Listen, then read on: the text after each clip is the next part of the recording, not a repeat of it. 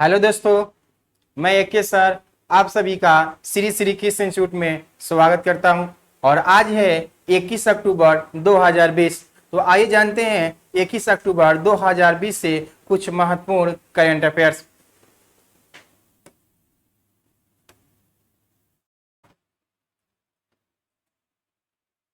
पहला क्वेश्चन है कि किस राज्य सरकार ने महिलाओं के सुरक्षा के लिए सेफ सिटी प्रोजेक्ट लॉन्च किया गया है? किस राज्य सरकार के द्वारा? तो यह उत्तर प्रदेश सरकार के द्वारा यानी हाल ही में मिशन शक्ति लॉन्च किया गया था महिला सशक्तिकरण के लिए। उसी का एक पार्ट है सेफ सिटी प्रोजेक्ट। ये जनरली ये केंद्र सरकार का एक अभियान है जो उत्तर प्रदेश के राजधानी लखनऊ से शुरू किया गया था। यानी उत्तर प्रदेश की राजधानी लखनऊ से ये शुरू किया गया था सेफ सिटी प्रोजेक्ट। यह सेफ सिटी प्रोजेक्ट भारत के 8 शहरों में ये शुरू किया जाएगा और पहली बार ये शुरू किया गया है उत्तर प्रदेश के लखनऊ से। और ये वहां के उत्तर प्रदेश के गवर्नर जो हैं आनंदीबेन पटेल ने इसकी शुरुआत किया। यानी आनंदीबेन पटेल ने शुरू किया और इससे आपको 100 स्कूटर जो है पिंक सिटी का, और उस पिंक सिटी पर ही आपको जागरूकता अभियान के लेके शहर में घुमाया जाएगा और लोगों को जागरूक किया जाएगा, खासकर महिलाओं को सम्मान के लिए। और साथ ही याद रखेंगे यूपी सरकार ने अभी हाल ही में मिशन शक्ति भी लॉन्च किया था। क्या लॉन्च किया था? मिशन शक्ति लॉन्च किया था, जो ये महिला सशक्तिकरण का ही पार्ट है और उसी का पार्ट वो भी है। और इसकी शुरुआत किए थे योगी आदित्यनाथ बलरामपुर से, और जबकि एक खंड की शुरुआत की हमारे आनंदीबेन पटेल कहां से? लखनऊ से शुरुआत की थी। अब यहाँ गुजरात से कुछ प्रश्न जान लेते हैं। यहाँ पर हाल ही में डिजिटल सेवा सेतु ऐप लॉन्च किया गया है जो खासकर पंचायती राज व्यवस्था को क्या करना है? डिजिटल बनाने के लिए। और यहाँ पर भारत का पहला रक्षा विश्वविद्यालय बनाया जाएगा। कहाँ पे? गुजरात में। और 31 अक्टूबर को यहाँ पे समुद्री विमान सेवा की शुरुआत किया जाएगा हमारे प्रधानमंत्री मोदी के द्वारा। यहाँ पर गुजरात के सीएम है आपको विजय रूपानी और यहाँ के गवर्नर हैं आचार्य देवव्रत। कौन है? आचार्य देवव्रत हैं। जबकि मध्य प्रदेश के सीएम शिवराज सिंह चौहान है, जहां हाल ही में डीआरडीओ के द्वारा वहां रीवा शहर में पहली बार डीआरडीओ का रिसर्च सेंटर स्थापित किया जा रहा है। जबकि उड़ीसा के आपको सीएम है आपको नवीन पटनायक, और हाल ही में यहाँ उच्च शिक्षा के लिए रेडियो पाठशाला की शुरुआत यहाँ पर किया गया था। तो आइए देखते हैं अगला क्वेश्चन। देखिए अगला प्रश्न है कि जैकिदा अर्दन किस देश की दूसरी बार प्रधानमंत्री के रूप में चुनी गई है? तो ये आपको न्यूजीलैंड की है। कहाँ की है? न्यूजीलैंड। यानी न्यूजीलैंड वह देश है जो आपको इंटरनेशनल डेडलाइन के पास ही है। कहाँ? इंटरनेशनल डेडलाइन जो है उसी के पास है। इंटरनेशनल डेडलाइन जो आया है इसी के पास है, इंटरनेशनल डेडलाइन के पास। इसकी राजधानी है वेलिंगटन। क्या है? वेलिंगटन इसकी राजधानी है। और इसकी मुद्रा जो है डॉलर है। इसकी मुद्रा क्या है? डॉलर है। और यहाँ के आपको जैकिंदा अर्दन जो है वो पीएम बनी है हाल ही में 2020 में।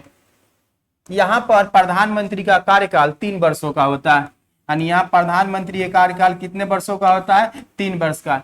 ये दूसरी बार प्रधानमंत्री बनी है जैकिंदा। तो जैकिंदा जो थी वो 2017 से लेकर ये 2020 तक थी पहले चक्र में, और दूसरे राउंड में पुनः 2020 में जीत गई। यानी 2023 तक आपको जैकिंदा अर्दन जो है ये आपको न्यूजीलैंड की प्रधानमंत्री बनी रहेगी। और न्यूजीलैंड की राजधानी है वेलिंगटन और यहाँ की मुद्रा क्या है? डॉलर है। तो आइए देखते हैं अगला प्रश्न। देखिए अगला प्रश्न है कि अक्टूबर 2020 में G20 यूथ 20 सम्मेलन में भारत के तरफ से किसने हिस्सा लिया? G20 कहने का मतलब ग्रुप ऑफ 20 के नाम से इसे हम लोग जानते हैं। यह 20 देशों का समूह है। यानी 19 को देश और एक यूरोपियन संघ को मिला देते हैं तो ये 20 देशों का क्या है? एक समूह है। ये विकसित और विकासशील देशों का एक संगठन है जिसका वार्षिक सम्मेलन अलग अलग देशों में होता है, और जिस देश में होता है वही इसकी अध्यक्षता करता है। तो G20 2020 में इसकी अध्यक्षता कर रहा है सऊदी अरब। सऊदी अरब कर रहा है। यानी G20 2020 का जो समिट हो रहा है वो कहाँ हो रहा है, सऊदी अरब में हो रहा है, और यही इसकी अध्यक्षता कर रहा है। और G20 के यूथ 20 जो है, इसमें खासकर हर देश की यूथ जो नेता होते हैं वही इसमें शामिल होते हैं, खासकर उसी लोग को शामिल किया जाता है। तो भारत के तरफ से आपको किरण रिजिजू शामिल हुए थे। जो किरण रिजिजू जो है वो भारत के खेल एवं युवा मामले के मंत्री हैं, यानी खेल एवं युवा मामले की मंत्री कौन है, किरण रिजिजू, यही यहाँ शामिल हुए थे। आपको G20 समिट में यानी वर्चुअल मीटिंग हुई थी सऊदी अरब से, उसमें शामिल हुए थे किरण रिजिजू। जबकि प्रकाश जावड़ेकर जो हैं ये आपको सूचना एवं प्रौद्योगिकी मंत्री हैं, और अनुराग ठाकुर वो केंद्र में राज्य वित्त मंत्री हैं। क्या है, राज्य वित्त मंत्री हैं अनुराग ठाकुर। G20 2020 के बाद अगले साल G20 2021 में इसका समिट जो होगा, आयोजन होगा, वो आपको इटली में होगा। कहाँ होगा, इटली में। और 2022 में कहाँ होगा, भारत में होगा। यानी ग्रुप ऑफ 20 का समिट जो होगा 2022 में कहाँ होगा, भारत में। और G20 2021 का आयोजन होगा इटली में, और 2020 में कहाँ हो रहा है, सऊदी अरब में। तो आइए देखते हैं अगला प्रश्न। ये G20 है, और ये G20 का समिट का ये 20 देश है, और इसमें एक यूरोपियन संघ है, और बाकी ये सब क्या है, 19 देश है जो इस G20 का सदस्य है। तो आइए देखते हैं अगला प्रश्न में है, राष्ट्रीय पहचान डेटाबेस में फेशियल वेरिफिकेशन को जोड़ने वाला विश्व का पहला देश कौन है। तो राष्ट्रीय पहचान डेटाबेस फेशियल वेरिफिकेशन कहने का मतलब, जैसे कि मोबाइल में हम लोग का वेरिफिकेशन, फेशियल वेरिफिकेशन सेट कर देते हैं और मेरा चेहरा देखने के बाद फिर मोबाइल क्या हो जाता है, ओपन हो जाता है। उसी तरह ऐसे छोटे छोटे शहरों में ऐसी कंपनियां में पहले से व्यवस्था थी, लेकिन पूरे विश्व लेवल में कोई देश के द्वारा पहली बार लागू किया गया है, वो सिंगापुर के द्वारा। वहाँ बैंकिंग व्यवस्था हो या बीमा हो या व्यापार हो, अन्य किसी भी क्षेत्र में आपको फेशियल वेरिफिकेशन को जोड़ दिया गया है, और उससे आपका काम हो जाएगा। मान ली बैंक में गए और हमने चेहरा पर सामने किया, मेरा अकाउंट डाटा पूरा वहाँ पे खोल लिया जाएगा। तो इस तरह का करने वाला विश्व का पहला देश है वो सिंगापुर है। कौन है, सिंगापुर है। और सिंगापुर वो कौन सा देश है, सिंगापुर है, और इसकी राजधानी कहाँ है, सिंगापुर सिटी है। क्या है, सिंगापुर सिटी जो है इसकी राजधानी है। तो इसको भी क्या करेंगे, याद रखेंगे। तो आइए देखते हैं अगला प्रश्न। देखिए अगला प्रश्न है कि डीआरडीओ ने ब्रह्मोस सुपरसोनिक क्रूज मिसाइल का भारतीय नौसेना के किस जहाज से सफलतापूर्वक परीक्षण किया। तो सुपरसोनिक जो क्रूज मिसाइल है, इसका हाल ही में परीक्षण आपने सुना होगा, उड़ीसा के बालासोर में भी हुआ था, लेकिन उसका रेंज 450 किलोमीटर का रेंज था। जबकि अभी जो ब्रह्मोस का सुपरसोनिक क्रूज का मिसाइल का जो सफल परीक्षण किया गया है वो जहाज पर किया गया, यानी नौसेना की एक जहाज है INS चेन्नई, उसी पर इसका परीक्षण किया गया है। और उसका जो क्षमता है, रेंज है, वो 245 से 50 किलोमीटर के आसपास है। 250 किलोमीटर का इसका रेंज है, वो 450 किलोमीटर रेंज था, जिसका परीक्षण हाल ही में उड़ीसा में हुआ था। और ये INS चेन्नई का में जो परीक्षण हुआ इस जहाज में अरब सागर में हुआ। कहाँ पे, अरब सागर में इसका परीक्षण हुआ है। देख सकते हैं ये आपको सुपरसोनिक क्रूज मिसाइल है, जिसका नाम है ब्रह्मोस। यह ब्रह्मोस नाम पड़ा है भारत की नदी ब्रह्मपुत्र नदी, और एक आपको एक मस नदी है जो रूस के, यानी रूस और भारत के डीआरडीओ ने मिलकर इसको बनाया है, जिसका नाम है ब्रह्मोस मिसाइल। कौन बनाया है, भारत के डीआरडीओ और खासकर रूस के सहयोग से बनाया गया है। इसका परीक्षण किया गया कहां, अरब सागर में, यानी अरब सागर में इसका परीक्षण किया गया है। और जिस पर परीक्षण किया गया जहाज का, उसका नाम है INS चेन्नई। क्या नाम है, INS चेन्नई। और भारत में इसको बनाने वाला के नाम क्या है, तो डीआरडीओ ने बनाया है। क्या बनाया है, डीआरडीओ, यानी defence research and development organisation. इसे हिंदी में कहते हैं रक्षा अनुसंधान विकास संगठन। अभी हाल ही में इसके द्वारा कई मिसाइलों का परीक्षण किया गया है। देखिए जैसे ब्रह्मोस के अलावा आपको सौर्य बैलिस्टिक मिसाइल का भी परीक्षण किया गया था, आपको सुखोई 30 से। अभी उसके अलावा रुस्तम रुस्तम 2 जो है ड्रोन है, रुस्तम ड्रोन जो है ये इसी के द्वारा बनाया गया था। हाल ही में कर्नाटक के चित्रदुर्ग में इसका परीक्षण किया गया। रुस्तम 2 जो एक ड्रोन है, उसके अलावा निर्भया है मिसाइल, ये डीआरडीओ ने बनाया है। और साथ ही में याद रखेंगे डीआरडीओ की स्थापना जो हुई है वो 1958 ईस्वी में हुआ था। इसकी स्थापना कब हुआ था? 1958 ईस्वी में हुआ था। इसका हेड क्वार्टर है नई दिल्ली। इसका हेड क्वार्टर कहाँ है? नई दिल्ली डीआरडीओ का हेड क्वार्टर है। और इसका महानिदेशक है जी सतीश रेड्डी। इसके महानिदेशक कौन है? जी सतीश रेड्डी हैं। कौन है? जी सतीश रेड्डी जो है इसके महानिदेशक हैं। तो याद रखेंगे इसके महानिदेशक कौन है? जी सतीश रेड्डी। इसका हेड क्वार्टर कहाँ है? नई दिल्ली। इसकी स्थापना कब हुआ? 1958 ईस्वी में। तो आइए देखते हैं अगला प्रश्न। देखिए अगला प्रश्न है कि भारत और श्रीलंका के बीच कहां पर सिलनेक्स 2020 संयुक्त नौसेना अभ्यास हुआ था? देखिए सिलनेक्स लिखा हुआ इसी में श्रीलंका इंडिया नेवी एक्सरसाइज होता है। इसका full form Sri Lanka India navy exercise जो 2020 में हुआ है वो तिरुनेलवेली में हुआ, जो श्रीलंका का एक क्या है? शहर है। क्या है? एक श्रीलंका का शहर है जहां पर किया गया, जिसमें भारत के तरफ से INS कर्मोता,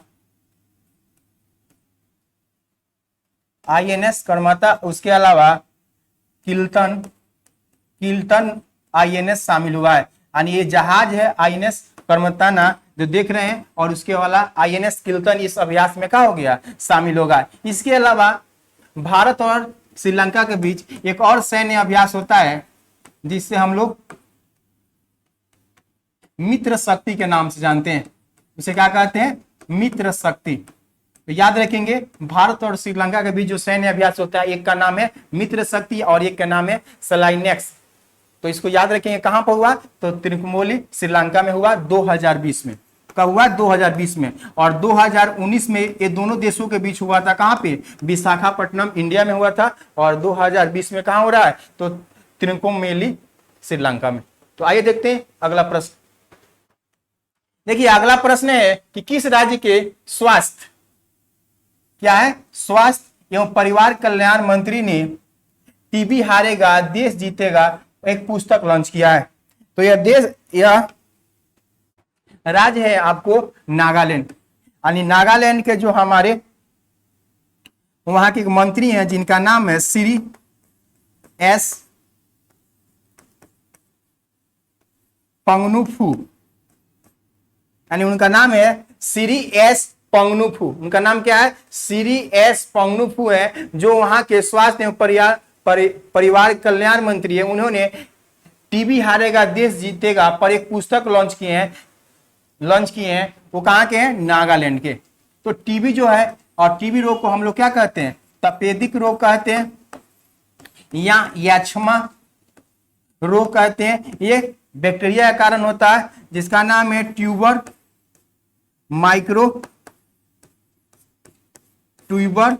कोलोसिस।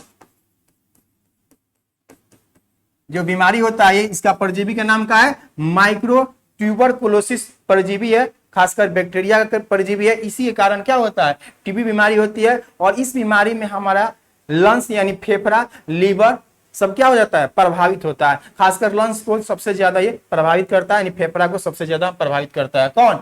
तो टीबी रोग में। तो आइए देखते हैं, ये नागालैंड है जो म्यांमार से क्या हुआ? सटा हुआ राज्य है। म्यांमार से क्या हुआ? सटा हुआ राज्य है एक नागालैंड। तो आइए देखते हैं अगला प्रश्न।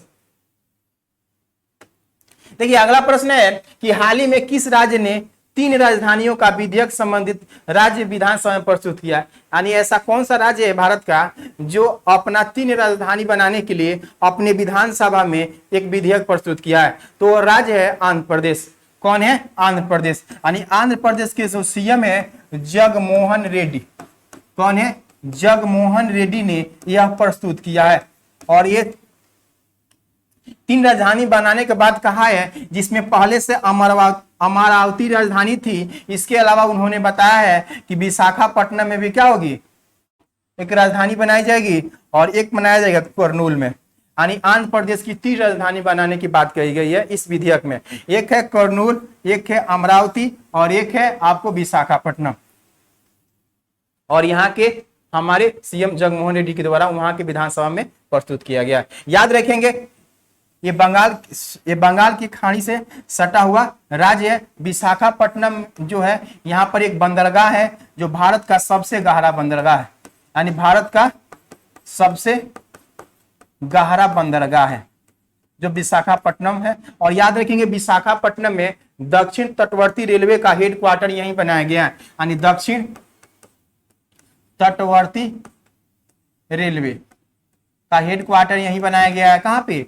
विशाखापट्टनम में, जो 18वां जोन है। क्या है? 18वां जोन है दक्षिणी तटवर्ती रेलवे।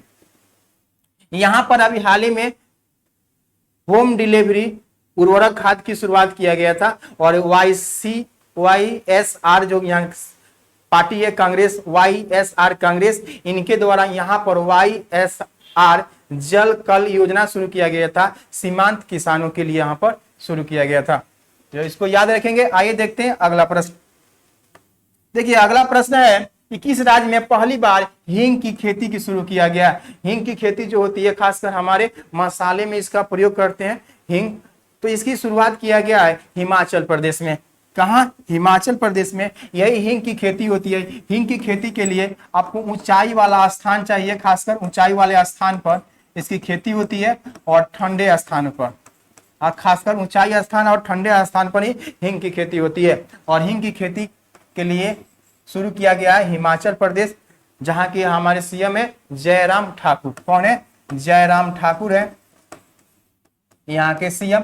और यहाँ पर आपको प्रमुख कुछ धारा है जिससे अभी चर्चा में है, जैसे रोहतांग धारा। क्या है? रोहतांग धारा, जहां से आपको रावी नदी, ब्यास नदी निकलती है। और इसी धारा में आपको विश्व का सबसे लंबे हाईवे सुरंग का निर्माण किया गया है जिसका नाम है अटल सुरंग। उसके अलावा यहाँ पर बरलापचा धारा है। क्या है? बरलापचा धारा है यहाँ पर, और बरलापचा धारा यहीं पर है। उसके अलावा आपको सिपकीला धारा। क्या है? सिपकीला धारा आपको ये हिमाचल प्रदेश में भी देखने को मिलेगा। ये 3 धारा है जिसमें रोहतांग धारा में बनाया गया है विश्व का सबसे लंबे हाईवे सुरंग। तो आइए देखते हैं अगला प्रश्न। देखिए अगला प्रश्न है कि सुप्रीम कोर्ट ने किसकी अध्यक्षता में फसल अवशेष को जलाए जाने को रोकने के लिए एक व्यक्ति को निगरानी समिति का गठन किया है। यानी कहने का मतलब खासकर पंजाब, हरियाणा और पश्चिमी उत्तर प्रदेश में किसानों के द्वारा ठंडे के मौसम में पुआल जो होता है उसको ज्यादा जलाया जाता है, जिसके कारण एनसीआर खासकर दिल्ली के क्षेत्रों में प्रदूषण बढ़ जाता है। क्या हो जाता है? प्रदूषण बढ़ जाता है। उसको रोकने के लिए एक समिति का गठन किया गया है आपको सुप्रीम कोर्ट के द्वारा। वो किसानों से मिलकर उससे सलाह लेगा और उसको कैसे समाप्त कर दिया जाए और किसानों को कैसे समझाया जाए, इसके लिए एक समिति बनाया गया है जो 15 दिन में अपना रिपोर्ट प्रस्तुत करेगा सुप्रीम कोर्ट में। यानी सुप्रीम कोर्ट जो है हमारे देश का सर्वोच्च न्यायालय है। सुप्रीम कोर्ट जिसे हम लोग सर्वोच्च न्यायालय भी कहते हैं। तो इसके समिति के अध्यक्ष बनाए गए हैं मदन बी लोकुर। कौन बनाएंगे? मदन बी लोकुर। और इससे अवशेष जलाने से सबसे ज्यादा परेशानी किसको है? तो दिल्ली वाले लोगों के लिए ज्यादा है। और दिल्ली में इसी के लिए दिल्ली सरकार ने कई तरह का अभियान चलाया जा रहा है, जैसे ज्यादा से ज्यादा यहाँ पौधा भी लगाना, पौधारोपण नीति भी लागू किया है दिल्ली सरकार। उसके अलावा दिल्ली ग्रीन ऐप लॉन्च किया है दिल्ली सरकार, दिल्ली ग्रीन ऐप। इसके अलावा रेड लाइट ऑन तो गाड़ी अप, यानी कहने का मतलब रेड लाइट ऑन